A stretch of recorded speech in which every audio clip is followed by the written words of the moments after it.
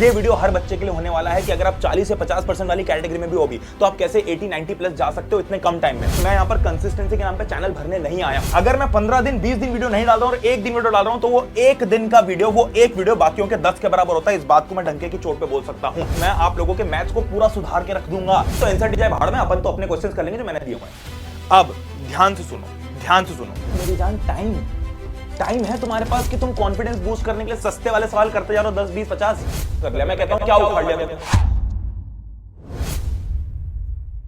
Alright, what's going on my lovely students और dear welcome to Just Per Day। आज इस video के अंदर चाहे आप क्लास 9 के मैथ्स में किसी भी स्टेट पे हो, आपने अभी तक कुछ नहीं पढ़ा है, आप अच्छे बीच के मीडियोकर स्टेट में हो या फिर आप एक अच्छी स्टेट में या फिर आप टॉपर स्टेट में हो, ये वीडियो हर बच्चे के लिए होने वाला है कि अगर आप 40 से 50% वाली कैटेगरी में भी हो भी तो आप कैसे 80-90 प्लस जा सकते हो इतने कम टाइम में। तो बचे हुए 20-30 दिनों में हमको अपनी प्रिपरेशन को कैसे स्ट्रॉन्ग करना है, किन चीजों को छोड़ना है, कौन से चैप्टर्स को पहले पकड़ना है, मैं क्या मटेरियल देने वाला हूं। फाइनल हसल जो बुक आप लोगों के लिए क्लास 9 की आने वाली है उसका एक छोटा सा सैंपल आज बताने वाला हूं और मैथ्स को एक टिप टॉप तरीके से भैया कैसे कैसे लेके चलना है, किन चीजों पे ध्यान देना है, कैसे पढ़ना है, कैसे नहीं पढ़ना है, वो सब चीजें होने वाली है। मुझे बच्चे बोलते हैं भैया आप 10-12 मिनट का वीडियो क्यों नहीं बनाते, पिछला वीडियो आपका 25-30 मिनट का था। तो मैं उनको एक ही बात बोलता हूं कि मैं यहां पर कंसिस्टेंसी के नाम पे चैनल भरने नहीं आया हूं। मुझे जो मेरे YouTube मैनेजर अलॉट किया है ना, YouTube क्या करता है, हर एक चैनल को, जो बड़ा चैनल होता है थोड़ा सा, उसको एक मैनेजर अलॉट करता है। वो मुझे बोलते हैं कि सर आप कंसिस्टेंटली वीडियो नहीं डालोगे तो सब्सक्राइबर्स उतने ग्रो नहीं होंगे। मैं बोलता हूं कि मत होने दो। मेरा ऑब्जेक्टिव क्या है? मेरा ऑब्जेक्टिव यह है कि वो नंबर बढ़ाते जाऊं साइड बाय साइड, या मेरा ऑब्जेक्टिव यह है कि अगर कक्षा 9वीं का कोई बच्चा चैनल के ऊपर आया है तो उसको अच्छा, उसका एक मिनट वसूल हो। बार बार एक चीज रिपीट करके हर हफ्ते वीडियो मैं भी डाल सकता हूं। बट अगर मैं 15 दिन 20 दिन वीडियो नहीं डाल रहा हूं और एक दिन वीडियो डाल रहा हूं तो वो एक दिन का वीडियो, वो एक वीडियो बाकियों के 10 के बराबर होता है। इस बात को मैं डंके की चोट पे बोल सकता हूं क्योंकि हर एक वीडियो इंफॉर्मेशन लोडेड होता है। तो ये जो वीडियो है, अगेन पिछले वीडियो जैसे हो सकता है थोड़ा लंबा हो, मुझे पता नहीं कितना लंबा होगा, बट मैं आप लोगों के मैथ्स को पूरा सुधार के रख दूंगा। इस बात को समझो। तो अगर लंबा है तो बैठ के एक साथ देखना। अगर अभी टाइम नहीं है तो वीडियो को बंद कर दो। जब टाइम मिले, रात में, शाम में, जब भी ऐसे हो कि भैया 20-25 मिनट निकाल के हम देख सकते हैं और अगले 5-10 मिनट जो भैया ने बोला उसके नोट्स को रिवाइज कर सकते हैं। ये नोट्स भी दूंगा तुम लोगों को इस वीडियो के, तो ही इस वीडियो को देखना। क्लास 9 क्वालिटी कंटेंट दूंगा, सबसे बढ़िया कंटेंट दूंगा। ठीक है, चलो चेहरे पे स्माइल के साथ में स्टार्ट करते हैं आज के वीडियो। सबसे पहली चीज, कुछ बेसिक चीजें, कुछ ग्राउंड रूल्स डिफाइन कर लेते हैं कि हमको क्या स्टडी करना है। भैया सबसे पहले वन शॉट लेक्चर, कोई भी चैप्टर अगर नया स्टार्ट करना है, कोई पुराना चैप्टर रिवाइज करना है, कैसे भी करना है, अभी लंबे लेक्चर्स, लंबे चैप्टर्स की तरफ मत भागो। YouTube पे वन शॉट लेक्चर्स मिल जाएंगे, मेरे भी मिल जाएंगे, मेरे कुछ दूसरी जगहों पर भी मिल जाएंगे, आपको जहां भी चाहे। तो चैप्टर का नाम डालना, आगे प्रणय चौहान डाल देना, जस्ट पर डे डाल देना, तो अगर डले हुए होंगे तो आपको मिल जाएंगे। बाकी और भी बहुत सारे लोग हैं जिन्होंने बहुत अच्छे लेक्चर्स डाले हुए हैं, आपको जिसका समझ में आता है उसका देखो। ठीक है, दूसरी चीज, एनसीईआरटी के क्वेश्चन सबसे मस्ट है। एनसीईआरटी के बिना किसी बुक में मत जाना। अगर मैंने इसके बाहर एक सवाल नहीं करोगे, तुम इसके बाहर तुम एक सवाल नहीं करोगे। ठीक है, R D Sharma, R S Agarwal, कोई जरूरत नहीं है। नोट्स आप लोगों को फ्री में पढ़ ले की ऐप पे बहुत सारा मटेरियल दिया हुआ है, तो जाके वो इस्तेमाल कर लेना। इंपॉर्टेंट क्वेश्चंस कहां से मिलेंगे? फाइनल आंसर्स मिलेंगे, या आने वाली बुक बहुत जल्दी आने वाली है, या फिर अभी अगर आपके स्कूल के टीचर्स ने कुछ क्वेश्चंस दे रखे हैं तो उनको प्रैक्टिस कर लेना और लास्ट में सैंपल पेपर जरूर लगा लेना। अब देखो, सारी चीज बताता हूं, बट एक चीज क्या करनी है हमको, सैंपल पेपर एक बार सबसे पहले भी लगाना है और एक बार एंड में भी लगाना है। कहने का मतलब क्या है कि अगर आप आज से पढ़ना स्टार्ट कर रहे हो और मैथ्स को ईमानदारी से पढ़ना चाहते हो कि भैया मुझे आज, तुम अगर 30% 40% वाली कैटेगरी में हो, मैं तुमको गारंटी देता हूं तो थोड़ी सी मेहनत कर लोगे ना अगले 20-30 दिनों तक, तो आराम से 80-90-95% वाली कैटेगरी में आ सकते हो। उसके लिए सबसे पहले अपनी औकात पता करनी है। औकात पता करने के लिए एक सैंपल पेपर उठाओ, उसको सॉल्व करना चालू करो। ऑलरेडी ले रखे हैं, अगर मैंने कोई रिकमेंड किए थे वाले ले रखे हैं तो ले लो, अगर नहीं लिए हैं तो नेट पे ढूंढ लो, अच्छे मिल जाते। तो नेट पे भरोसा नहीं होता तो आसपास अपनी किताब पे, आसपास अपनी बुक स्टोर पे जाओ, या फिर Amazon के लिंक दे रहा हूं। बेस्ट सैंपल पेपर मुझे जो लगते हैं वो है ओसवाल के सैंपल पेपर्स, क्योंकि मैंने भी अपनी क्लास 9 में यही यूज करे थे। तो मैंने यूज किया, तो मेरे पास में ये है कि भैया जब मैंने यूज किया और एक पेपर एज इट इज छप के आया था, एक जो सेट था हमारे स्कूल के अंदर एज इट इज छप के आया था, तो इसलिए मुझे इस पर भरोसा है। और आजकल, पहले तो उतने फीचर्स नहीं आते थे इस बुक में, बट आजकल बहुत सारे फीचर्स आने लगे कि भैया ये फ्लो चार्ट वगैरह दे रखे हैं, यहीं पे सारे डायग्राम्स दे रखे हैं, सबके फॉर्मूला दे रखे हैं, जैसे सर्कल्स है तो एक ही पेज में सर्कल्स पूरा रिवाइज कर लिया, फिर आपने इसका सैंपल पेपर कर लिया और एक बार सैंपल, मेरे हिसाब से कुछ 200 रुपए के आसपास की किताब आती होगी, मुझे नहीं पता। Amazon के लिंक दे दूंगा, उस पर जाकर देख लेना, या फिर अपने आसपास के स्टोर पे देख लेना। लेटेस्ट एडिशन की लिंक मैं दे दूंगा, आसपास मिलता हो तो वहां से देख लेना, जैसे आपकी इच्छा। अब करना क्या है, एक बार सैंपल पेपर कर लिया तो अपनी औकात पता चल गई कि किस टॉपिक में हम बिल्कुल ही गधे हैं। जेन्युइनली बुरी बात मानने की बात नहीं, मैं तुम्हें छोटा भाई बहन समझता हूं, तो अगर मैं तुम्हें बोल रहा हूं कि यार तुम किस चैप्टर में गधे हो तो उसको ऑफेंड मत होना, उसको प्यार से लेना कि यार प्रणय भैया अपने भैया हैं, अपने भाई हैं, तो अपना भाई तो हक से हमको बोल सकता है। तो किस चैप्टर में आप लोग गधे हो आपको पता चल जाएगा और उस पर आपको फोकस करना है। पिछले वीडियो के अंदर भी मैंने चीज बताई कि एक प्रायोरिटी वाली शीट है, अगेन डिस्क्रिप्शन में बहुत सारा मटेरियल दूंगा, ड्राइव का पूरा फोल्डर दे दूंगा, जाकर उसको देख लेना। अब एक बार सैंपल करके आइडेंटिफाई कर लेगा हमें क्या क्या नहीं आता, उसके बाद ही पूरी कहानी स्टार्ट करना। फिर जब अपनी प्रिपरेशन पूरी स्ट्रॉन्ग कर लोगे तो फिर वापस से लास्ट में आपको सैंपल पर लगाना है। मिनिमम ट्राई करना कि आप 3 लगा लो। ऑल्दो ये किताबें जो आती है आजकल इसमें शायद 10 या 5 होते हैं, 10 सैंपल पेपर्स होते हैं, बट आप 3 तो लगा ही लेना, ठीक है। 10 72 बच्चे नहीं लगा पाए, 3 तो लगा लेना। अगर आप लोग टॉपर कैटेगरी में हो तो आपको 10 के 10 लगाने, तो आप 100 में से 100 100% लेके आओगे अगर आपने सैंपल पर सारे किए तो। अब अगली चीज कि भैया कैलकुलेशन स्पीड कैसे इंप्रूव करें, हमें कम टाइम में ज्यादा कैलकुलेट करना है, ये भी एक डाउट है ना। एक एक करके डाउट सॉल्व करते चलेंगे और फिर बाद में फाइनल स्ट्रैटेजी बताऊंगा कि भैया कौन से चैप्टर को कैसे पढ़ना है। बात समझ आ गई? तो कैलकुलेशन स्पीड को कैसे तेज करें? कैलकुलेशन स्पीड को तेज करने के लिए आप आरएक्यू प्रैक्टिस करो, यानी कि रैंडम अपने क्वेश्चंस, मैं खुद के फॉर्मूला बनाता हूं, तो रैंडम अपने खुद के क्वेश्चंस बनाओ। एक कॉपी खरीद के लाओ 5 रुपए की, जो सबसे पतली नोटबुक आती है ना, वो नोटबुक लेके आओ आसपास से, उस पे लिखो आरएक्यू रैंडम अपने क्वेश्चंस। रोज 10 मिनट के लिए 10 क्वेश्चंस प्रैक्टिस करना है। पहले दिन 10 मिनट में एक ही होगा, अगले दिन 10 मिनट में 2 होंगे, ऐसे कर करके एक टाइम ऐसा आएगा जब आप 10 मिनट में 10 क्वेश्चंस भी निपटा डालोगे, उससे ज्यादा भी निपटा डालोगे। भैया रैंडम अपने क्वेश्चंस क्या होता है? कुछ भी कैलकुलेट करो, अपने मन से कुछ भी निकालो और जनरली मल्टीप्लाई डिवाइड करो। जैसे कि तुमने बोला भैया 8531 डिवाइडेड बाय 129, रैंडम नंबर है, इसको डिवाइड करो। ये करने बैठो, 10 मिनट की प्रैक्टिस लगेगी दिन में, बट अगर ये करते हो ना, सुबह उठ के सबसे पहले कर लेना, स्कूल जाने से पहले एटलीस्ट 10 मिनट तक 3-4 क्वेश्चंस खुद के लेके बैठो और उस किताब के अंदर सॉल्व करते चलो।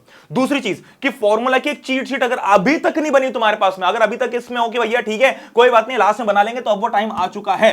आपके पास में एक पेपर ऐसा होना चाहिए जो आपके सामने चिपका हो, जिसके अंदर 9th के हर एक मैथ्स के चैप्टर के सारे फॉर्मूले लिखे हुए हों। अगर नहीं है अभी भी, अगर ये मेहनत भी तुमको नहीं करनी है, मैं मेहनत कर दूंगा, मैं आपको टेलीग्राम पे डाल दूंगा, उसके प्रिंट आउट निकाल लेना, उसको टेलीग्राम पे देखते मत बैठना, पीडीएफ देखते मत बैठना, उसके प्रिंट आउट निकालना, सामने चिपका के रख लेना। जो भी फॉर्मूला बेस्ड चैप्टर, जैसे सरफेस एरिया वॉल्यूम हो गया, हेरोन फार्मूला खैर एक ही फॉर्मूला है, रियल नंबर में कुछ आइडेंटिटीज है, पॉलिनॉमियल्स में कुछ आइडेंटिटीज है, तो वो चीज सामने चिपका के रख लोगे ना, तो तुम्हारा दिमाग दिन भर चलता रहेगा जब उसको देखेगा तो।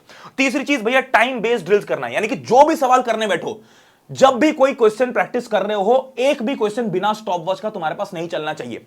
स्टॉप वॉच ट्राई करना, फोन की यूज करने के बजाय अमेज़न से खरीद लो, कोई 30 40 50 रुपए की मिलती है, आसपास कहीं मिलती हो तो ले आओ, मुझे नहीं पता कितने की आती है, बट सस्ती स्टॉप वॉच लेके आओ, या फिर अपने जो रिस्ट वॉच होती है उसको लेके बैठो। और एक भी सवाल अगर बिना टाइम देखे कर रहे हो ना, तो कोई मतलब ही नहीं है। किसी को इस बात से फर्क नहीं पड़ता मेरी जान कि तुम्हें कितना आता है, सबको इस बात से फर्क पड़ता है कि तुम 3 घंटे में जितना आता है उसको कितना अप्लाई कर पा रहे हो। तुम अगर आर्यभट्ट भाई होगे और 3 घंटे में तुम सिर्फ 3 सवाल कर पाए ना, तो तुम्हारे नंबर कोई नहीं पूछेगा, कोई मानेगा ही नहीं कि तुम्हें आता भी है। तो हमें यह दिखाना है कि हमें आता कितना है। अगली सबसे इंपॉर्टेंट चीज कि एग्जाम, बिफोर एग्जाम यानी कि एग्जाम के पहले और ड्यूरिंग एग्जाम, यानी कि जब एक फेज आता है कि भाई अपनी एग्जाम आज से 15-20 दिन बाद है, और एक फेज आता है कि एग्जाम्स चालू हो गई और 1 दिन या 2 दिन की छुट्टी मिली अपने को मैथ्स के पेपर में। तो इन दोनों चीजों में सबसे बड़ा क्या डिफरेंस होना चाहिए? सबसे बड़ा डिफरेंस होना चाहिए कि जो आप पढ़ रहे हो, आपको 1/10 का रूल अपनाना है। मैंने लास्ट वीडियो के अंदर ही बताया, आज जिस चैप्टर को पढ़ने में तुम्हें जितना टाइम लगा, उसका 1/10 टाइम लगना चाहिए तुमको जब तुम उस चैप्टर को एग्जाम के लिए प्रिपेयर कर रहे हो। जैसे फॉर एग्जाम्पल आज मैंने पॉलिनॉमियल्स किया, और पॉलिनॉमियल्स के लिए मुझे मान लो 3 घंटे लगे, यानी कि 180 मिनट्स लगे। तो जब मैं एग्जाम टाइम में इसको प्रिपेयर करूंगा तो मुझे 18 मिनट से ज्यादा नहीं लगने चाहिए। बोल दो मैथ्स में इस रूल को आप थोड़ा बढ़ा सकते हो, इसको 1/8 की बजाय आप मान लो कि आप 1/7 या 1/6 कर सकते हो, या 1/8 कर सकते हो, यानी कि आप 180 मिनट्स लगे तो आपके पास में यह है कि भाई करीब करीब आपके पास में 25 से 30 मिनट उस चैप्टर को रिवाइज करेंगे। अब भैया इतने कम टाइम में कैसे रिवाइज करेंगे? इतने कम टाइम में ऐसे रिवाइज करेंगे कि जो भी तुम कर रहे हो सॉल्व, यानी कि जो भी तुमने एक्सरसाइज उठाई है एनसीईआरटी की, उसके अंदर आपको हर एक क्वेश्चन में मार्किंग रखनी है। अब मार्किंग कैसे करते हैं ध्यान से सुनना, ये बच्चे बहुत सारे बच्चे जानते हुए भी फॉलो नहीं करते, बहुत बेसिक चीज है, बट इसको फॉलो करोगे तो इतना एडवांटेज मिलेगा कि सोच भी नहीं सकते। क्या करना है भैया? बड़ी सिंपल सी बात है, कोई भी सवाल उठाया, कोई भी एक्सरसाइज उठाई, उस एक्सरसाइज को करते वक्त जो भी क्वेश्चन एक बार में बन गया कि भैया इस क्वेश्चन में तो दिमाग नहीं लगा, ये तो बिल्कुल लल्लू क्वेश्चन है, उस पर टिक मार दिया, है ना। जैसे अब ये क्वेश्चन है, अब ये हो गया अपने से लल्लू क्वेश्चन, ये लल्लू क्वेश्चन अपने से हो गया। अब मान लो कोई ऐसा क्वेश्चन है जिसमें हमको थोड़ा सा दिमाग लगाना पड़ा, मतलब एक क्वेश्चन तो कैसा होता है कि भाई फटाफट हो गया एक बार में, इसमें क्या था, इसमें तो कुछ भी नहीं करना था, देख के सॉल्व हो गया। पर एक क्वेश्चन ऐसा होता है कि जिसमें थोड़ा हमको दिमाग लगाना पड़ता है कि अरे कैसे हो रहा है, और जैसे तैसे करके हमारा आंसर आ जाता है। उसको एक दूसरा मार्क दो, उसको दो सर्कल। फिर कुछ ऐसे क्वेश्चन होते हैं जैसे कि मान लो ये रेशमा सलमा सितारों वाली सगना दिश, ठीक है, रेशमा सलमा और मनदीप वाला सवाल है। अब मान लो कि ये एक बार में नहीं हुआ, और ये हुआ ही नहीं, मतलब आपने कोशिश की, दिमाग लगाया, हुआ ही नहीं, आपको इसका अल्टीमेटली सॉल्यूशन देखना ही पड़ा, तो इसको आप एक स्क्वायर का मार्क लगाओ। अब जब एग्जाम आएगी ना, तो ये जो क्वेश्चन होंगे ना, इनको देख के याद कर लेना कि कैसा क्या था आपने। आपको इतना तो याद रहेगा कि कैसे याद किया था, तो थोड़ा इसको जल्दी से रिवाइज कर लेना, और टाइम किस पे इन्वेस्ट करना? इन क्वेश्चंस पे। और अगर मान लो तब भी नहीं आ रहा है, कुछ ऐसा क्वेश्चन है जो बिल्कुल ही नहीं बन रहा है, तो उस टाइम पे उस क्वेश्चन को छोड़ देना। बट एग्जाम टाइम में हम सिर्फ इन पे बैठेंगे रिवाइज करने, जिससे कि हमें कम टाइम लगे। और एग्जाम में आने के अब क्या होता है जनरली कि हमारा ना एक टाइम ऐसा होता है कि जनरली लोग बोलते हैं यार कि यार मैथ जब करते हो ना तो कॉन्फिडेंस बूस्ट होना चाहिए, इसलिए आसान क्वेश्चन करो। बिल्कुल सही बात है, कुछ गलत नहीं है, बट मेरी जान टाइम टाइम है तुम्हारे पास कि तुम कॉन्फिडेंस बूस्ट करने के लिए सस्ते वाले सवाल करते जा रहे हो, 10 20 50। इतना टाइम है अपने पास कि अपन इसके से ही 10 और सवाल कर ले बैठ के। इतना टाइम नहीं है ना कि अपन इतना कॉन्फिडेंस बूस्ट करने बैठे, तो एक दो सवाल में अपना कॉन्फिडेंस बूस्ट करो और निकलो आगे। टाइम कम है, ज्यादा क्वेश्चंस कवर करने हैं। अब एक सबसे इंपॉर्टेंट चीज बता रहा हूं कि एनसीईआरटी का एक हैक क्या है, कि एनसीईआरटी पढ़ते टाइम क्या चीज ध्यान में रखनी कि सबसे ज्यादा सवाल कहां से बन सकते हैं। एक तो आपके एग्जांपल्स। जनरली बच्चे क्या करते हैं कि एक्सरसाइज करने बैठ जाते हैं और एग्जांपल्स इग्नोर कर देते हैं। एग्जांपल्स एज इट इज उठ के आता है एग्जाम में। ऑप्शनल एक्सरसाइज के क्वेश्चन तो पक्का उठ के आते हैं, स्पेशली जो थोड़े कॉम्प्लेक्स चैप्टर से, ज्योमेट्री वाले, उससे तो पक्का ही उठ के आते हैं। और जो हमेशा हर चैप्टर की लास्ट एक्सरसाइज होगी ना, जो लास्ट एक्सरसाइज होगी वो बहुत इंपॉर्टेंट होगी। अच्छा, एक और चीज, मैंने आप लोगों के लिए हर एक चैप्टर के इंपॉर्टेंट टॉपिक्स की एक चेकलिस्ट बना रखी है कि भाई जब भी आप कोई चैप्टर पढ़ने बैठो तो चेकलिस्ट को साथ में लेके बैठो कि आपका ये टॉपिक हो गया टिक, ये टॉपिक हो गया टिक, ये टॉपिक हो गया टिक। ये मैंने साइंस के लिए भी क्या हुआ है, सोशल साइंस के लिए भी क्या हुआ है, मैथ्स के लिए भी क्या हुआ है। तो मैथ्स के लिए भी जो लिस्ट आपको नीचे डिस्क्रिप्शन में मिल जाएगी। हाँ, अगर ये है कि भैया एग्जाम 3 दिन बाद है, 2 दिन बाद है और एनसीईआरटी नहीं किए, तो तब भले एनसीईआरटी मत करना और मेरे क्वेश्चंस कर लेना, क्योंकि मेरे क्वेश्चन में सिर्फ इंपॉर्टेंट मिलेंगे। और अगर थोड़ा टाइम है तो एनसीईआरटी प्लस मेरे क्वेश्चंस करना। अगर कम टाइम है, मान लो कि बिल्कुल ही भैया ऐसा है कि 10-20 दिन ही बच्चे हैं बिल्कुल, और कोई चैप्टर बिल्कुल ही नहीं आता और एनसीईआरटी बहुत लंबी है, तो एनसीईआरटी जाए भाड़ में, अपन तो अपने क्वेश्चंस कर लेंगे जो मैंने दिए हुए हैं। बात समझ में आ गई? वो क्वेश्चंस आपके स्कूल के पेपर से लिए हुए हैं, उस क्वेश्चन से स्कूल पेपर बनाता है। मेरे पास में लेजिट बच्चों के मेल्स आए जिसमें बोलते हैं कि भैया आप जो क्वेश्चंस देते हो वो एज इट इज ही छप के आ गया है, आपके लेक्चर्स हमारे स्कूल में दिखाए जा रहे हैं, तो स्कूल वाले भी इन क्वेश्चंस को यूज करके आपका पेपर बना सकते हैं। इस बात के भी चांसेस है, इतनी पॉपुलर होती है किताबें। ठीक है, चलो अब एक किताब बनानी, आपको एक नोटबुक बनानी है जिसको हम बोलते हैं फंसी हुई नोटबुक। फंसी हुई नोटबुक क्या करनी है, जो मैंने आपको बताया ना कि 5 रुपए की बुक लेके आना, वैसी एक और कुछ सेट ऑफ पेपर्स बनाने जिसके अंदर आप वो चीजें लिखते हो कि आप कहां फंस रहे हो। फॉर एग्जांपल, जैसे मैंने ये क्वेश्चन किया और एक बार में मुझसे सवाल नहीं हुआ, एक्सरसाइज 9.2 का क्वेश्चन नंबर 6 मुझसे एक बार में नहीं हुआ, तो मैंने इस फंसी हुई नोटबुक के अंदर क्या किया, ये जो मेरी नोटबुक है इसके अंदर लिख लिया कि भाई सर्कल चैप्टर था, एक्सरसाइज फलाना फलाना थी 8.1 मान लो, क्वेश्चन नंबर 2, ये मुझसे नहीं हुआ एक बार में। फिर इसके बाद में मान लो मैंने कोई वन शॉट लेक्चर देखा, उसके अंदर प्रणय भैया जब एक कोई बात बता रहे थे, वो मुझे उस टाइम समझ में नहीं आई थी, तो मैंने वो नोट कर ली। इससे क्या होगा, ये जो किताब, ये जो आप खुद से नोटबुक बनाओगे बहुत पतली होगी, बट इस नोटबुक के अंदर आपको एग्जैक्टली पता होगा कि आपको किस चैप्टर में कौन सी चीज नहीं आती है। वो आपको सामने रोज आपको सताएगी और आपको अपनी औकात दिखाएगी कि भाई तेरे को ये नहीं आता है। तो ये बात समझ जाओगे तुम कि यार ये मुझसे नहीं बनता है, ये मुझसे नहीं हो रहा है, ये मुझसे नहीं हो रहा, तो आप उसको कॉन्स्टेंटली इंप्रूव करोगे। वरना क्या होता है कि भाई यार ये चीज समझ में नहीं आती, चलो इसको बाद में देखेंगे, वो बाद कभी नहीं आता है। थोड़ी सी मेहनत लगेगी, थोड़ी सी मेहनत लगेगी, प्लीज कर लो, आई रिक्वेस्ट। इस चीज को बिल्कुल लाइटली मत लेना, चाहे कुछ भी हो जाए। एक फंसी हुई नोटबुक बनाना है जिसके अंदर जहां जहां फंसे हो वो चीज लिखते रहनी है, और जैसे जैसे उनको करते जाओ, एक एक टिक मार्क लगाता जाओ, जो कॉन्फिडेंस आपको आएगा ना, जो आपको अपने अंदर से हॉर्मोन्स आएंगे ना कि भाई मैंने कुछ अचीव किया है, वो नेक्स्ट लेवल होगा। तो इसको बिल्कुल भी इग्नोर मत करना। अब आते हैं कि भाई सबसे ज्यादा जिसके लिए what you are waiting for, कि अब चैप्टर वाइज भैया हमको बता दो कि हम किन चैप्टर में ज्यादा दिमाग लगाएं और किन चैप्टर में ज्यादा दिमाग ना लगाएं। एज यूजुअल क्या जानते हैं हम कि भैया बड़े बड़े चैप्टर कर लो। अरे बड़े बड़े चैप्टर करने मत बैठो, वो मूर्खता है। जो मैं बता रहा हूं वैसे करो। अब एक बार सीबीएसई के गाइडलाइन देखते हैं कि सीबीएसई क्या कह रहा है। सीबीएसई बोल रहा है भैया कि चैप्टर्स इस प्रकार से आएंगे कि नंबर सिस्टम 10 मार्क्स का आएगा, जिसमें एक ही चैप्टर है तो मान लेते कि पूरा का पूरा 10 मार्क्स का आएगा। फिर अलजेब्रा 20 मार्क्स का आएगा, तो मैं सब मान के चल रहा हूं कि 8 से 12 मार्क्स का एक चैप्टर आएगा। मतलब ये हो सकता है कि 8 9 10 11 मार्क्स का ये है, या फिर 8 9 10 11 मार्क्स का टोटल मिला के ये 20 मार्क्स हो जाए। फिर कोऑर्डिनेट ज्योमेट्री एक ही यूनिट है, एक ही चैप्टर है, तो 4 मार्क्स यहां पर आपको मिल जाएंगे। ज्योमेट्री 27 मार्क्स का है, 5 से 6 मार्क्स का हर एक चैप्टर आएगा। मान लेते हैं यूक्लिड ज्योमेट्री बहुत इजी चैप्टर है, तो 2-3 मार्क्स का आएगा, और बाकी सारे चैप्टर्स में आप नंबर्स थोड़े इक्वली डिवाइड कर दो। फिर आपने बोला मेंसुरेशन, तो मेंसुरेशन में एरियाज और सरफेस एरिया आता है, जिसमें आपको कैलकुलेट करनी पड़ती है कोई चीज। देखो ज्योमेट्री का है, इसमें आपको कैलकुलेशन नहीं है। ज्योमेट्री में आपको बैठ के कैलकुलेट नहीं करना कि भैया कोई चीज कितनी आएगी। ज्योमेट्री में बस ये है कि आपको क्वेश्चन दे दिया, या तो प्रूव करना है या फिर बहुत से बहुत तो कुछ एंगल वैंगल निकालना है। मतलब आपको कैलकुलेशन नहीं करना उसमें सबको कैसे भी करके डिराइव करना है। मेंसुरेशन के अंदर आपको फॉर्मूला लगा के हर एक चीज को कैलकुलेट करना है। स्टैटिस्टिक प्रोबेबिलिटी 6 मार्क्स का है, 6 एज इट इज आएगा। अब ध्यान से सुनो, मैंने अब आप लोगों के लिए इजी, मॉडरेट और टफ 3 कैटेगरी में चैप्टर्स डिवाइड कर दिए हैं। चाहे आप किसी भी कैटेगरी में फॉल करते हो, चाहे आपका कुछ नहीं आता, चाहे आपको सब कुछ आता है, चाहे आपको बहुत कुछ आता है, आपको हर एक चैप्टर जो मैथ्स का है उसको इसी फ्लो में करना है। इसके अलावा कहीं नहीं जाना है। ऐसा जो मैं बोल रहा हूं ना, अगर मैंने बोल दिया कि पहले ये चैप्टर करो, तो आंख बंद करके पहले वो चैप्टर करना। अगर मैंने बोला कि ये करने के बाद में ये करो, तो आंख बंद करके वो ही करना। चाहे तुम्हें सब कुछ भी क्यों ना आता हो, पर इसी ऑर्डर में रिवाइज करना। चाहे तुम्हें कुछ नहीं आता हो तो भी इसी ऑर्डर में पढ़ाई करना। क्या है वो ऑर्डर? वो ये है। इजी चैप्टर्स कौन से? Real numbers, statistics, coordinate geometry और यूक्लिड ज्योमेट्री। ये वो चैप्टर्स है। अब ध्यान से देखो, ये वो चैप्टर्स है जो आपको फ्री के करीब करीब 25 से, या मैं मान लेता हूं 24 से 27 मार्क्स लाके दे देंगे। 24 to 27 मार्क्स सिर्फ इन 4 चैप्टर से आपके बन जाएंगे। फिर आते हैं मॉडरेट पे। मॉडरेट में आपके मान लो कि करीब करीब 40 मार्क्स के आसपास बनेंगे, linear equation, two variable, polynomial, lines and angles और एरियाज। और जो टफ चैप्टर्स है, डिफिकल्ट चैप्टर्स है, वो ये रहे। प्रायोरिटी क्या है चैप्टर को पढ़ने की? पहले ये पढ़ोगे, चाहे रिवाइज कर रहे हो चाहे पहली बार पढ़ रहे हो, ये पढ़े बिना यहां नहीं जाओगे, ये पढ़े बिना यहां नहीं जाओगे। इस बात को मुझे प्रॉमिस कर दो। क्यों मैं ऐसा करवा रहा हूं? क्योंकि हम क्या करते हैं ना, हम उल्टा सोचते हैं। हमको क्या होता है, हमको सबने ये सिखाया हो कि भैया टफ चीजें कर लो, वो बढ़िया होती है, टफ चीजें करोगे तो ज्यादा होगा। हम क्या करेंगे, पहले भैया सर्कल्स उठाएंगे बैठ के। अब सर्कल्स उठा लिया तुमने, बैठ के पूरा कर लिया, मान लो तुमने एक दिन पूरा दिया सर्कल्स को, तुमने पूरा सर्कल्स कर लिया। मैं कहता हूं क्या उखाड़ लिया तुमने? 6-7 मार्क्स उखाड़ लिए। 6-7 या 8 मार्क्स का आएगा वो चैप्टर। जितनी देर में तुमने सर्कल्स किया ना, उतनी देर में तुम्हें सारे चैप्टर निपटा देते। उतनी देर में तुम यहां से 3 चैप्टर तो ये पक्के पक्के निपटा देते। तो जितनी देर में तुमने 5-6-7 मार्क्स सिक्योर किया, उतनी देर में आराम से तुम्हारे फ्री के 20-25 मार्क्स सिक्योर हो रहे थे।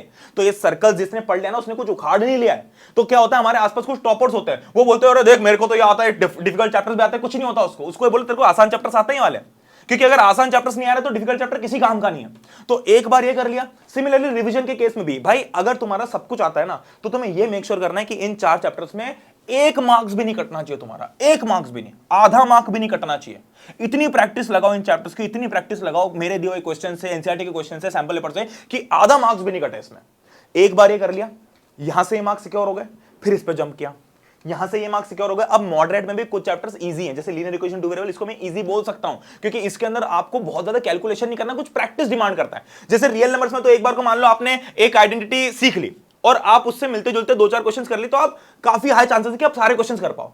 इसमें क्या है भैया, हमको थोड़े बहुत ना क्वेश्चन प्रैक्टिस करने पड़ते हैं कि कहां पर x लेना है, कहां पर y लेना है, 3x + 2y कितना होगा, ये आइडेंटिटी कैसे बनेगी, कौन सा फॉर्मूला लगाना है, या कितनी वैल्यू को x लेना है, किसको वेरिएबल लेना है, किसको नहीं लेना है, वो थोड़ी सी प्रैक्टिस डिमांड करता है। तो ये चैप्टर प्रैक्टिस डिमांडिंग चैप्टर है, डिफिकल्ट चैप्टर नहीं है, इसको समझो इस बात को।